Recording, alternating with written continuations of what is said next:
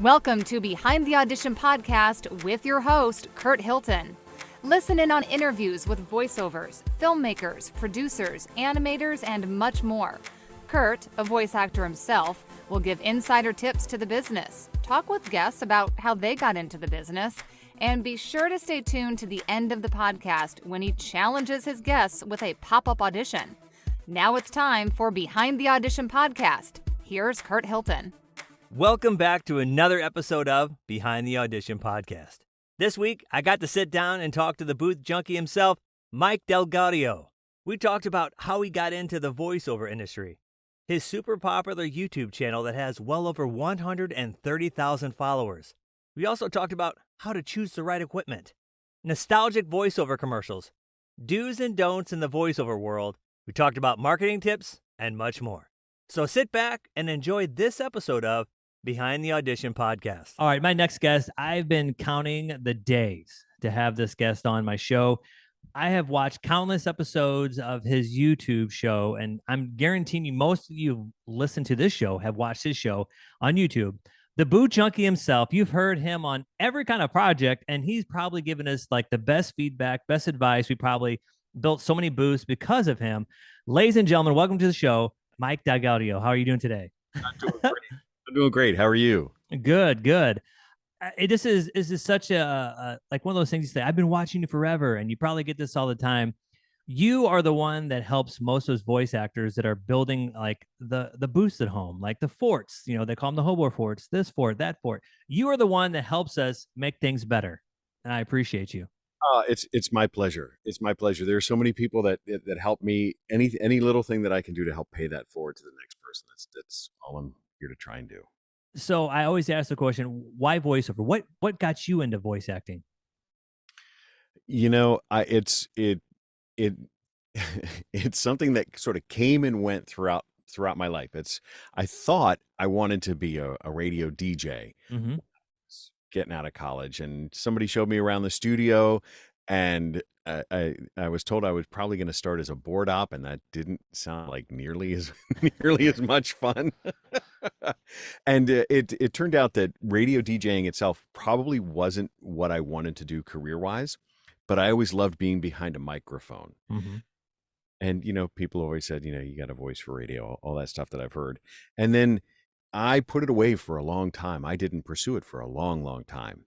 And it wasn't until I reached a certain level of maturity that I thought I can do this part-time.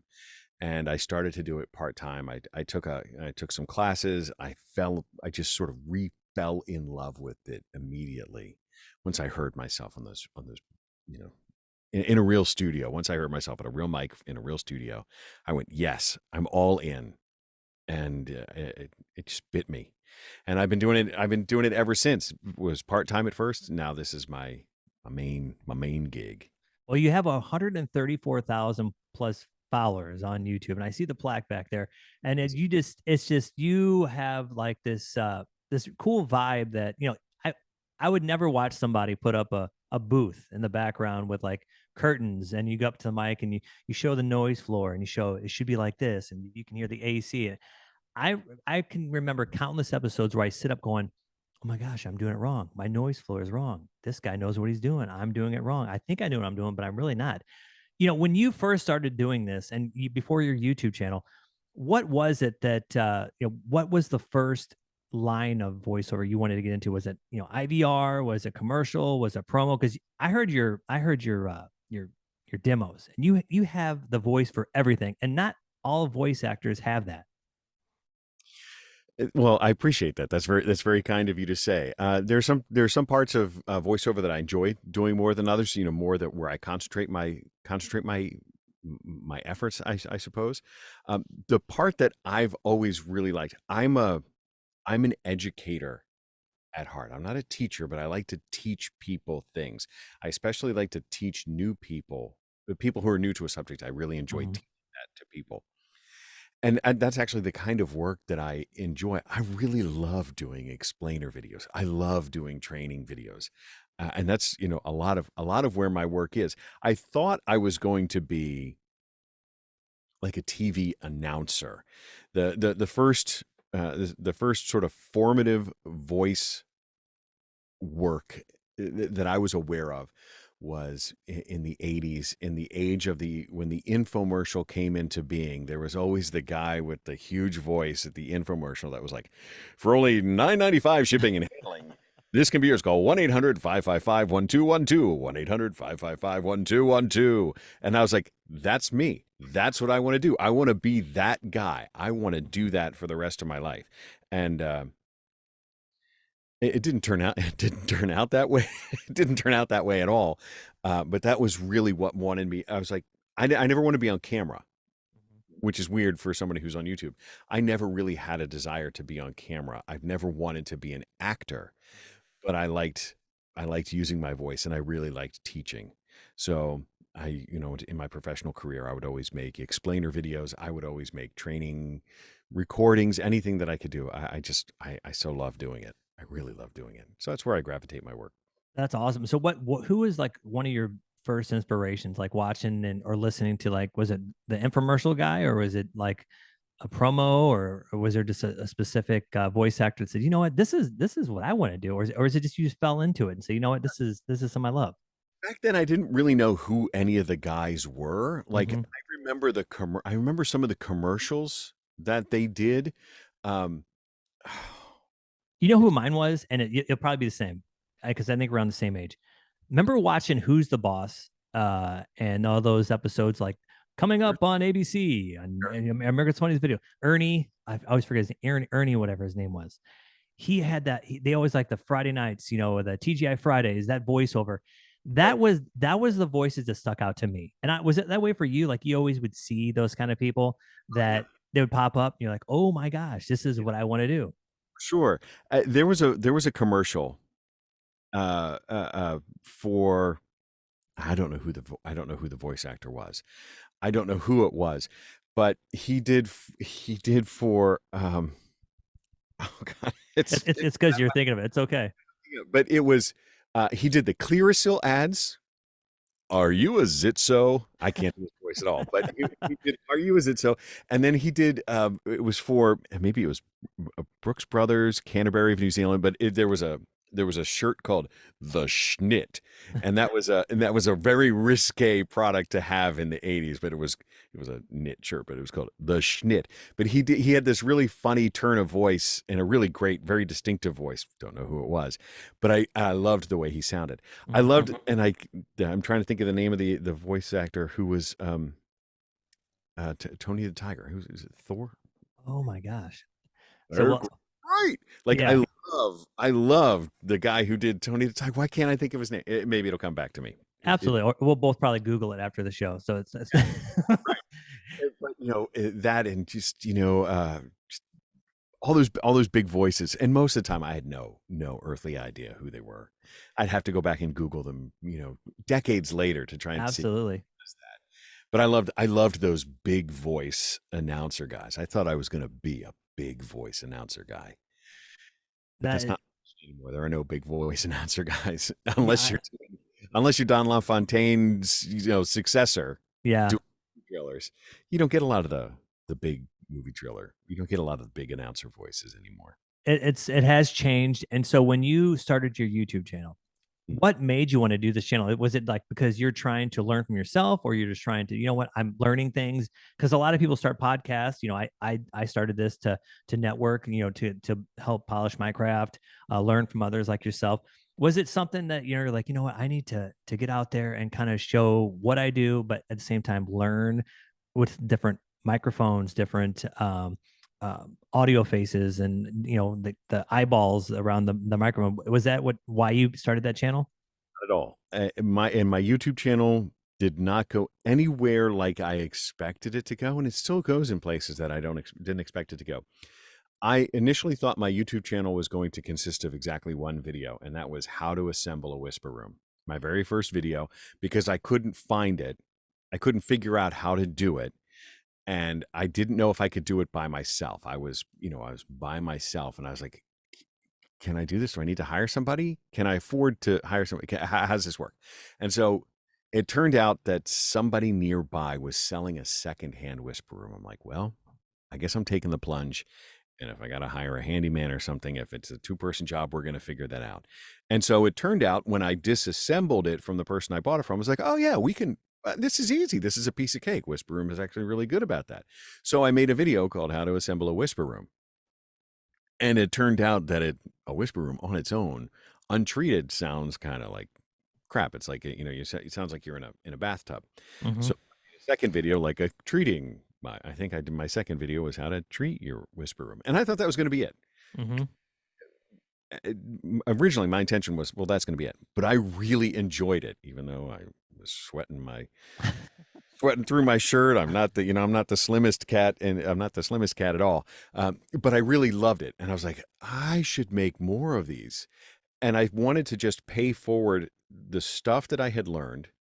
I wanted to try and transform so much of the stuff that I was having to figure out that was production. There was a lot of audio production video, but it was all about making music, learning how to use a gate, learning how to use a compressor, learning how to evaluate your noise floor, do mic positioning. There was a ton of stuff around setting up your music studio. There was not a lot about setting up your voice studio. So that's why I wanted to just create a niche. I was like, I just want to help the next voice actor who's getting started. I want to make it so that the equipment does not get in the way of doing what they love. And that's most likely standing in front of a microphone and being silly. Right. So much of us, that's what we started is we want to be in front of a microphone, making silly voices or, being the big announcer guy or whatever it is. I wanted to help people figure out that passion and how to get over that hurdle. Mm-hmm. There's that little bit of learning curve in the beginning, and that learning curve can be so discouraging because it's changed now, but certainly 10 years ago or 8 years ago, whenever I started, there wasn't a ton of like a threshold, a ratio, a tack, chain. How do I do this? What noise, unity gain? And there's just like so much stuff. Mm-hmm. I really wanted to try and help people get through that. And especially with the DAW that I love so much, the one I've used my whole career, helping people learn how to use that DAW so that they can just talk in the mic and make either something they love or something that pays them. And you use Reaper, right? Is that what you use for your DAW? Always have never needed to use anything except Reaper. That's awesome. I've heard about that, and I have access to all of them. Reaper is one I talked to a fellow voiceover, and that's one thing I definitely want to check out. I like messing with them all because in this business, and I've talked to a lot of voice actors, the misconception, you can probably agree to this, a lot of voice actors, when they start, they just want to go buy the best shotgun mic, the best audio face, and then they get into the recording booth, their closet or their hobo fort, what have you, and they realize they should have got coaching first. They should have got how to work this stuff. They think it's just you press record and I'm gonna go.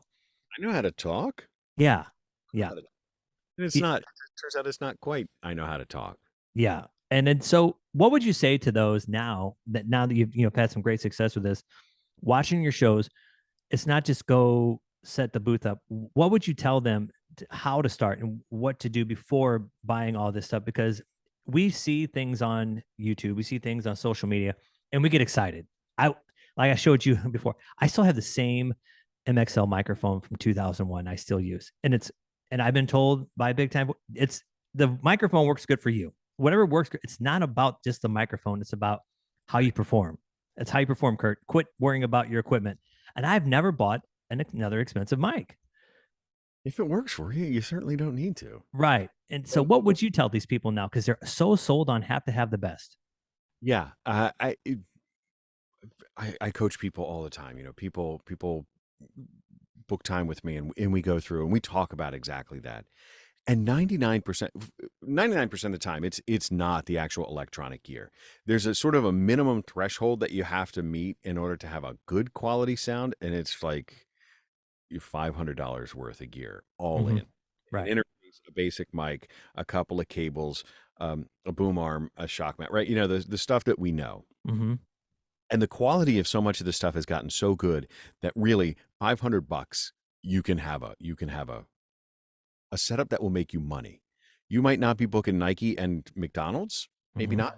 not, but you can make money. You could certainly start a career in Fiverr. You could start a career in Upwork. You could certainly do YouTube. I mean, we see some huge YouTubers out there that are still using a Blue Yeti, Yeah.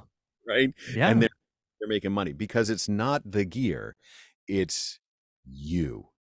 And it's what you do with the microphone. It's your ability to perform in front of the microphone. It's your ability to not be nervous with this piece of electronics pointed at your mouth, picking up every little pop and click that comes out of your face. So it's as much about being comfortable in front of the microphone and and be willing to be free and embarrassing in front of the microphone. Doing that by yourself in a little tiny cramped room. Mhm. It's about, and I guess this is probably like acting 101, but it's like, being freeing yourself to be whatever that script demands of you. Right. And you don't have to, you can do that in front of your phone, right? If you're just practicing, you can talk into your phone. And the thing that I try and help when I'm coaching people is listen to that recording and try and try and take the fact that it's you out of it. But are you getting across what that script is asking you to get across? It's one thing to be able to string syllables together that all work together, Mhm. but you gotta be convincing. And the thing about voice acting is you have to do the entire acting with only your voice. That voice has to communicate how your body's moving, what your emotional state is. Are you happy? Are you far away? Are you crouching? Are you huge or whatever it is? You have to Mhm. convey all of that with just your voice, which is harder than it sounds at times. Right. I still struggle with it. There's a lot of times that I struggle with, like, I can make my body do the thing, but it doesn't sound like it with the voice because the voice has to convey all of that information because in most voiceover, they can't see us. Because you hear in demos too, you can tell when you listen to somebody's demo. I'm sure your students you listen to, and be like, I have a student, we'll go over the demos and we'll practice things. You can tell in somebody's demo they weren't moving around, they weren't doing this. You're like, you look stiff. My coach tells me when I first got my demo going, you look stiff, you sound stiff, not look stiff. You're standing there. Now, and you're just saying a good point because you're in a booth and nobody's watching you perform. So you can be as corny as you want because nobody's watching you. Now, when you go in the studio, when we started opening back up, I went back in the studio. I was so nervous because I wasn't around anybody in a long time, and I'm gonna go again in a week. I got to act, but it's just you and the engineer, and I just like just shut them out, shut them out. Totally. I mean, that's the thing. You have to be willing to be embarrassed, to do embarrassing things and not be embarrassed by it. Right. So if it calls for you to, like, do something weird in order to convey it, you gotta do the weird thing, whatever it is. Make the funny face. And if you watch people like the elite voice actors, they are emoting all over the place. Mm-hmm. That booth. They don't care who sees it. And it looks so cool too. You see the behind the scenes, like the movies, the voice actors. And when you say 9 times out of 10, we're I was a class clown. I was the jokester. We were all most voice actors I meet. We were the one in the class being goofballs. We didn't care about what the teacher thought, right? We're always the ones doing the funny voices. We had the funny voice for the teacher, or we had the funny voice for for whatever it was. Mm-hmm. We were cutting up because we wanted to do crazy voices and try and make everybody laugh. I think so many of us, that's where it started. I want to do funny voices to make people laugh. Absolutely. And so let's we know how to set up a booth. We know how what mics you recommend. Marketing. What's some good tips for marketing that you would give like your students or somebody wanted to get into this industry? Like, because marketing is a big part of of someone's business, or they might just be on a roster or might have an agent. What's some tips and tricks you'd give to some of those? Yeah, I mean, I think so much of what we do now is our own promotion, right? We have to promote ourselves. There's every agent's got 200 voice actors in their roster. Your Hmm. agents, they might put you up for stuff. Maybe they'll put you up for stuff. Maybe they'll field your audition. You are as much responsible for your own marketing. And for me, that comes down to creating. You could do something educational like I do, where I teach people how to do things. You could do, I've got some colleagues where they just make a YouTube channel where they are voicing things. They could be voicing videos. They could be participating in a YouTube channel. They could be creating a podcast. Podcasts don't cost nothing to create, right? If you can start to put yourself out there and show people what you could do. It's, I think, so much more with the world of social media and the TikToks and Instagram Reels, YouTube. There's so much of, you can put yourself out there, whether you're on camera, whether you're voicing something, whether you can make people laugh. That will help generate business. I really think, because where else can you promote yourself? How else can you promote yourself? If you're just like, hey, I've got a website with my demo on it, how does anybody find you? Right. So much of it that doesn't cost anything is create, prove it. If you can prove it, the business will come. Here's what I can do. Here's what my booth sounds like. Here's what I sound like on mic. I'm going for it. And I believe 100% that every voice has a place. There's no, my voice doesn't sound good, I don't have a voice for this. There's none of that. There's none of that. Really listen to radio and TV. Listen to the commercials. Not everybody has a big, beautiful voice, right? And a lot of times the big, beautiful voice isn't what people want to hear. They want to guy next door, gal next door. They want to hear people that sound like you because you're in the world. So you don't even have to be like putting on a voice. You don't have to make yourself sound super deep or anything like that. Just be you and be natural. And if you can do that with somebody else's words, put it out there, and I think business will come. It helps if you can be funny or educational, because those are what really spread. Funny and educational, that's what really can help spread. But that's I think what you create. I see people that are, you want to be an audiobook narrator? There are places out there where you show that you read. There are people that read on camera. There are people that, they just read a chapter a day. They make a podcast reading a public domain book, whatever it is. Make something. Prove what your booth sounds like. Prove what you sound like in front of the microphone. It'll come. It's the cheapest way I know how to do it. That's great advice and feedback. So now there's a big thing. It's been around for a little bit. UGC, user generated content. A lot of people are using this in the voiceover industry. They open boxes, kind of like, what you do with showing your microphone. It's a pretty big thing now. Is that something that you think that could be the future of voiceover to people? Because I've got multiple things with this podcast. People are reaching out, hey, wear this watch, do this. Is this going to be the future of social media and voiceover, you think? It certainly could be. Whether it remains, we never know. As the economy ebbs and flows, will unboxing remain something that's popular? I don't know. I certainly think creating something, whether that is doing something like an unboxing, whether that is something like explaining what you know, I think there will always be a desire for people to see and learn about something they don't know about. Whether that's like, I need a washing machine. You could go review your current washing machine. Right. Sound like, and show how you write scripts, and you could create something. You could do something as simple as that, and you could probably, if you're posting it on YouTube, you could probably make some money on it, make a couple of pennies. You keep generating that content. It's certainly a way for voice actors to disrupt the whole industry, is just say, the heck with it, I'm not doing anything. I could certainly pay for a nice vacation every year with the money I make from YouTube, and that's doing voiceover. That's for nobody else but me. That's awesome. Really, nobody else for me, right? YouTube will pay. Right. I'm not like a hyper focused YouTube. I make videos as I make them when they're fun. I don't work the algorithm like I probably could. So YouTube pays, fairly well. And if Right. something that's interesting that people, here's the way I see it. If you make something that is interesting, people will watch it the whole way through.